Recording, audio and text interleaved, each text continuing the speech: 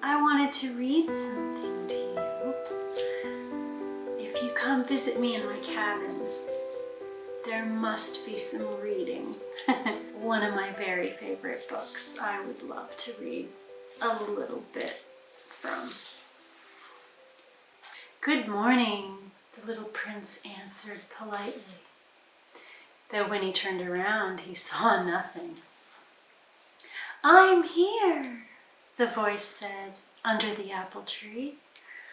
"Who are you?" the little prince asked. "You're very pretty." "I'm a fox," the fox said. "Come and play with me," the little prince proposed. "I'm feeling so sad." "I can't play with you," the fox said. "I'm not tamed." "Ah, excuse me," said the little prince, but upon reflection he added, "What does tamed mean?" "You're not from around here," the fox said. "What are you looking for?" "I'm looking for people," said the little prince. "What does tamed mean?" "People," said the fox, "have guns and they hunt. It's quite troublesome. And they also raise chickens. That's the only interesting thing about them. Are you looking for chickens?" "No," said the little prince. "I'm looking for friends. What does tamed mean?" "It's something that's been too often neglected. It means to create ties." "To create ties?" "That's right," the fox said. "For me, you're only a little boy, just like 100,000 other little boys. And I have no need of you, and you have no need of me either. For you, I'm only a fox like 100,000 other foxes. But if you tame me, we'll need each other. You'll be the only boy in the world for me, and I'll be the only fox in the world for you."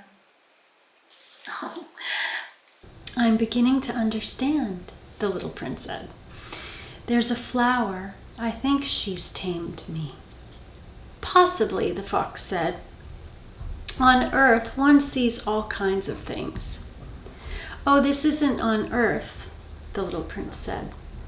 The fox seemed quite intrigued. "On another planet?" "Yes." "Are there hunters on this planet?" "No." "Now that's interesting. And chickens?" "No." "Nothing's perfect," sighed the fox, but he returned to his idea. "My life is monotonous. I hunt chickens. People hunt me. All chickens are just alike, and all men are just alike.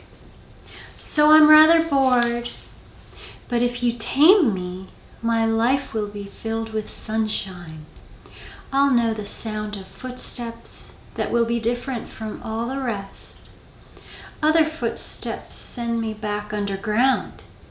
Yours will call me out of my burrow like music. And then look, you see the wheat fields over there? I don't eat bread.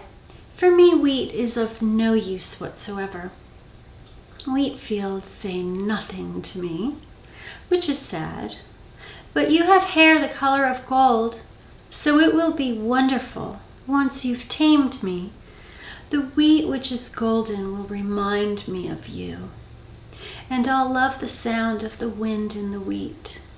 The fox fell silent for a while and stared at the little prince.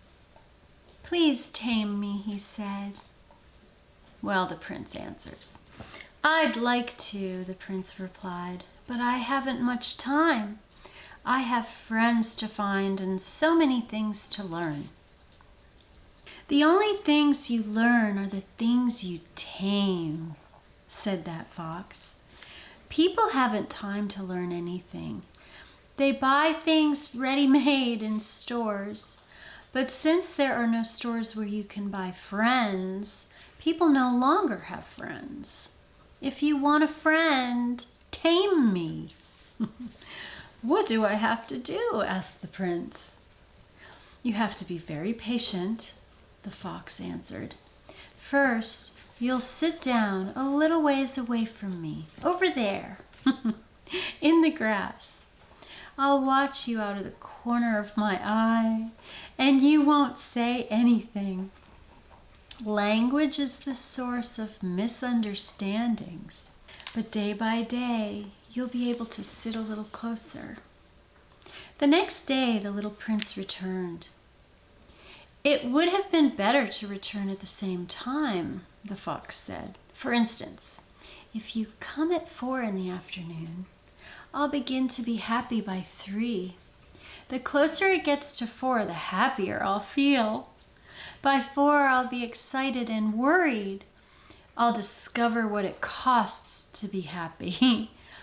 But if you come at any old time, I'll never know when I should prepare my heart.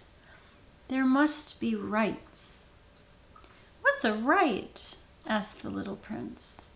"That's another thing that's been too often neglected," said the fox. "It's the fact that one day is different from the other days, 1 hour from the other hours. My hunters, for example, have a rite.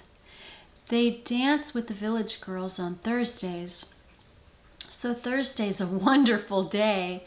I can take a stroll all the way to the vineyards.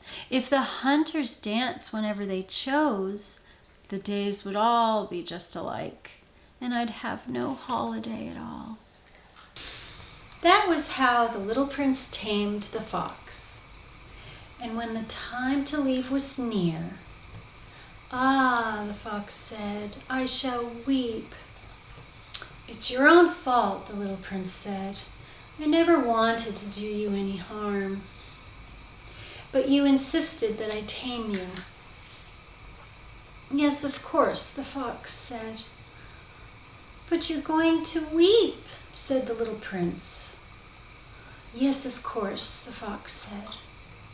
"Then you get nothing out of it." "I get something," the fox said. "Because of the color of the wheat." Then he added, "Go look at the roses again. See, understand that yours is the only rose in all the world. Then come back to say goodbye, and I'll make you the gift of a secret." So the little prince went to look at the roses again. "You're not at all like my rose. You're nothing at all yet," he told them. "No one has tamed you, and you haven't tamed anyone. You're the way my fox was. He was just a fox, like 100,000 others. But I've made him my friend, and now he's the only fox in all the world." And the roses were humbled. "You're lovely, but you're empty," he went on. "One couldn't die for you. Of course, an ordinary passerby would think my rose looked just like you, but my rose, all on her own, is more important than all of you together, since she's the only one I've watered, since she's the one I put under glass, since she's the one I sheltered behind a screen, since she's the one for whom I killed the caterpillars, except for the 2 or 3 for butterflies, since she's the one I listened to when she complained, or when she boasted, or even sometimes when she said nothing at all, since she's my rose." And he went back to the fox. "Goodbye," he said. "Goodbye," said the fox.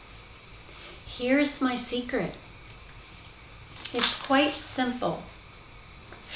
One sees clearly only with the heart. Anything essential is invisible to the eyes." "Anything essential is invisible to the eyes," the little prince repeated, in order to remember. "It's the time you spent on your rose that makes your rose so important. It's the time I spent on my rose, the little prince repeated in order to remember. People have forgotten this truth, the fox said, but you mustn't forget it. You become responsible forever for what you've tamed. You're responsible for your rose. I'm responsible for my rose, the little prince repeated in order to remember.